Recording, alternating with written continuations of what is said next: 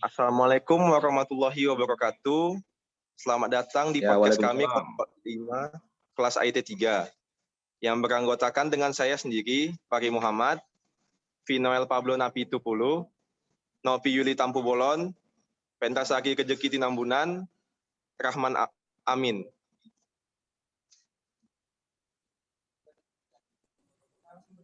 Baiklah, hari ini telah bergabung bersama kita Bapak Insinyur Aswan Stondo selaku General Manager di PT Tidar Kerinci Agung Asian Agri. Dan saat ini beliau sebagai narasumber kita di podcast kali ini yang berjudul Mengapa Dunia Kesulitan Mencari Pengganti Sawit. Oke ya, selamat malam semua ya. Assalamualaikum warahmatullahi wabarakatuh. Selamat malam, Pak. Waalaikumsalam warahmatullahi wabarakatuh. Nah, untuk pertanyaan pertama nih, Pak. Kalau bicara tentang tanaman kan, Pak, itu suatu tanaman pasti memiliki keunggulan maupun keistimewaan. Nah, untuk tanaman sawit ini sendiri, apa saja ya, Pak, keunggulan maupun keistimewaannya?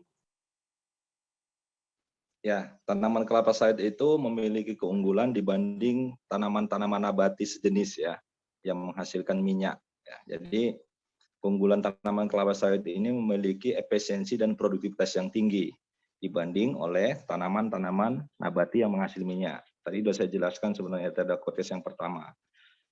Untuk tanaman kelapa sawit ini sendiri, ya, itu dapat menghasilkan CPO itu per hektar itu lebih kurang 4-5 ton. Dan bahkan saat ini sudah ada yang bisa menghasilkan satu kebun itu sampai 10 ton per hektar per tahun.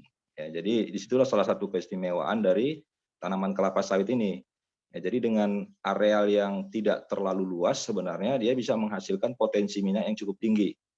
Nah itu pertama. Nah yang kedua, ya kelapa sawit itu sendiri cocok dan tepat sekali dengan iklim kita di sini. Nah itu keunggulannya. Artinya dia memang di daerah tropis, membutuhkan sinar matahari yang tepat, ya, kemudian unsur hara yang cukup. Ya, jadi memang negara kita ini adalah negara yang memang dianugerahi untuk tanaman kelapa sawit memiliki potensi yang tinggi. Beda dengan negara asalnya di Afrika ya. Afrika itu tidak bisa meningkatkan produksi atau tidak bisa setinggi kita produksi mereka gitu. Selain itu tanaman kelapa sawit ini dengan budidaya dan praktek-praktek teknologinya ini menyerap tenaga kerja yang cukup banyak. Sehingga dengan menyerap tenaga kerja yang cukup banyak, ini tentunya akan meningkatkan perekonomian nasional. Ya, mungkin itulah salah satu atau beberapa keistimewaan tanaman kelapa sawit ini. Ya Pak, saya izin bertanya Pak, apa ada peluang dengan kelapa sawit akan digantikan oleh tanaman lain yang lebih ramah lingkungan gitu Pak? Saya balik bertanya dulu, kenapa tanaman kelapa sawit dianggap tidak ramah lingkungan? Dan apa alasannya? Karena kan Pak, yang seperti kita tahu kalau tanaman kelapa sawit, setelah ditanam kelapa sawit nggak bisa dipakai lagi, itunya Pak, lahannya Pak. Oh, cukup bisa, nggak ada masalah. Mau diganti komoditi apapun nggak ada masalah. Ya, jadi kadang-kadang kita terpengaruh dengan isu-isu negatif ya dari negara luar. Sebenarnya isu negatif itu dimunculkan karena mereka iri dengan kesuburan tanah kita ya, dan hasil produksi yang kita capai sebenarnya. Jadi kalau kita bicara tanaman kelapa sawit yang dianggap tidak ramah lingkungan itu tentu salah. Nah, untuk mengganti peluang tanaman sawit ke tanaman yang ramah lingkungan, kalau menurut kita saat ini tidak ada. Kenapa? Karena kalau kita tanam tanaman kedelai misalnya untuk menghasilkan minyak yang sama, itu akan membutuhkan area yang lebih luas. Itu 1:5 itu hitungannya. Ya, jadi kalau kita sekarang buka areal 1 hektar tanaman kelapa sawit itu bisa menghasilkan 4-5 ton minyak. Ya, untuk tanaman kedelai itu dia akan membuka lebih kurang 5-6 hektar baru menghasilkan 1 ton minyak, dia lebih kurang seperti itu. Ya, jadi peluang untuk mengganti ke tanaman yang lebih kalau kita bilang ramah lingkungan itu ya hampir tidak ada peluang. Ya, kira-kira seperti itu.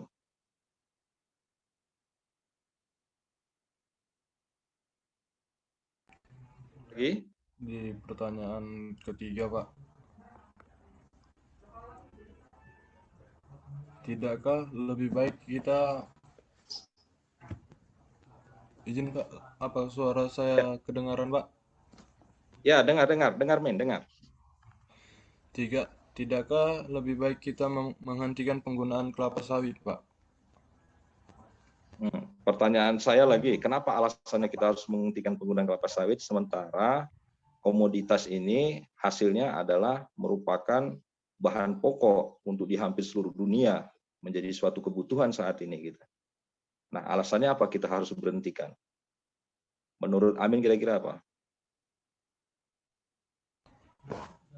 Karena menyebabkan polusi udara, Pak. Polusi udara.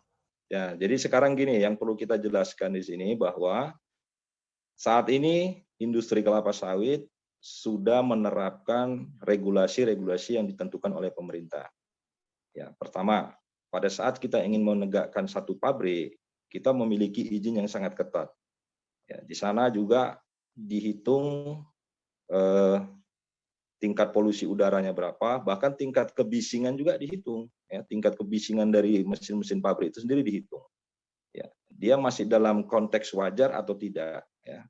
Nah, selain itu juga untuk analisa air tanah, ya, analisa air permukaan, air bawah tanah itu juga akan dihitung semua. Ya, sehingga memang ada sebagian perusahaan-perusahaan yang memang mengabaikan di beberapa klausul tersebut. Ya, tetapi dengan tegas pemerintah ini sudah menentukan sanksi-sanksi yang sangat tegas, termasuk denda, ya, apakah itu denda administrasi atau denda pidana.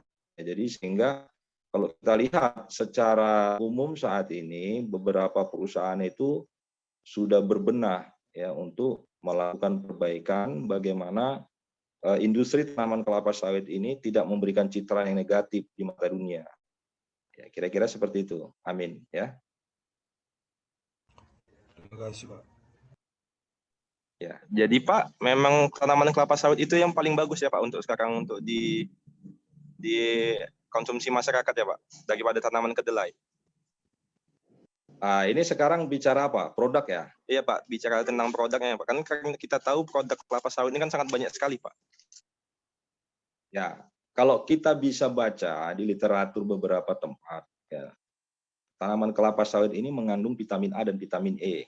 Ya, vitamin A itu cukup bagus untuk kita. Vitamin E itu ada sejenis bahan kimia justru yang bisa melindungi otak kita untuk bisa lebih regenerasi. Ya, nah, coba dipelajari lagi ya. Saya juga mempelajari itu ya, bahwa memang isu negatif dari negara-negara luar itu tanaman kelapa sawit ini bisa menyebabkan kanker dan itu belum terbukti ya secara implisit belum terbukti ya. Ya, tapi yang jelas kalau kita bicara tanaman kelapa sawit saat ini adalah penyokong utama ekonomi Indonesia dan itu tidak bisa kita pungkiri ya. Nah, itu salah satu yang harus menjadi perhatian kita ke depan.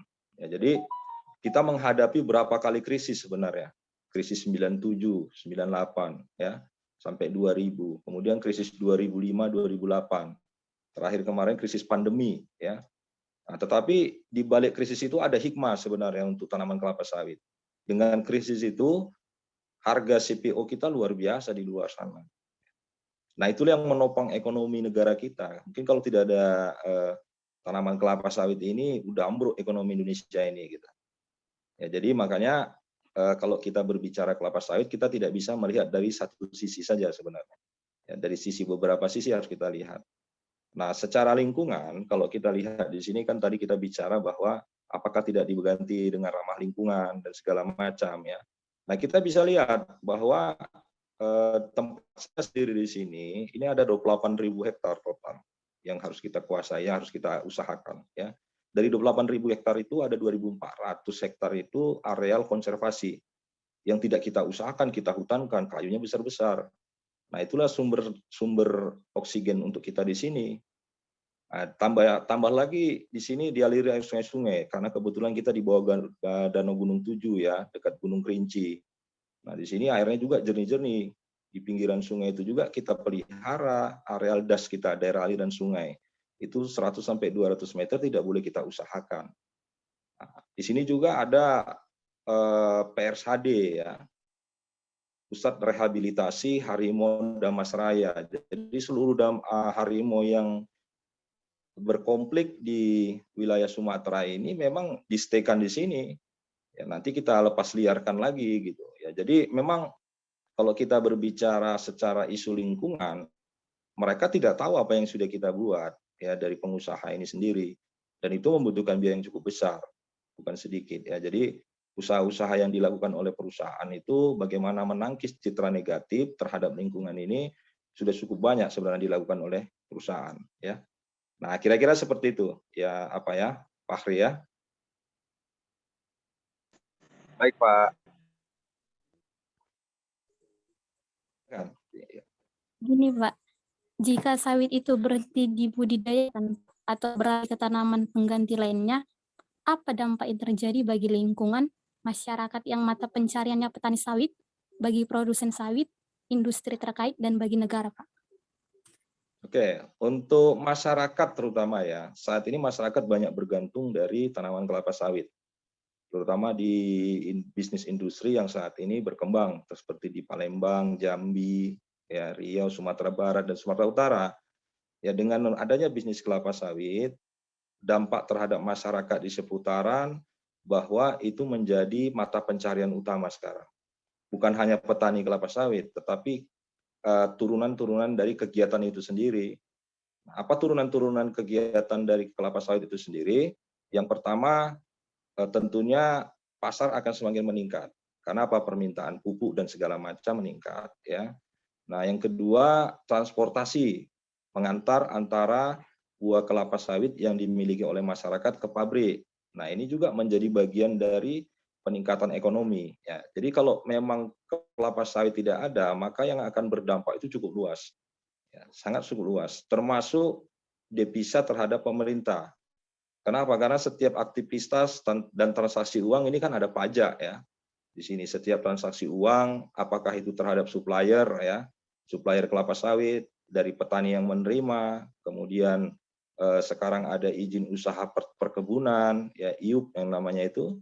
Nah, itu juga akan merupakan pajak pendapatan terhadap pemerintah. Ya, jadi kalau kelapa sawit ini tidak kita adakan, maka dampaknya sangat luas terhadap ekonomi Indonesia ini. Ya. Oke, itu aja Yuli. Ada lagi? Terima kasih, Pak.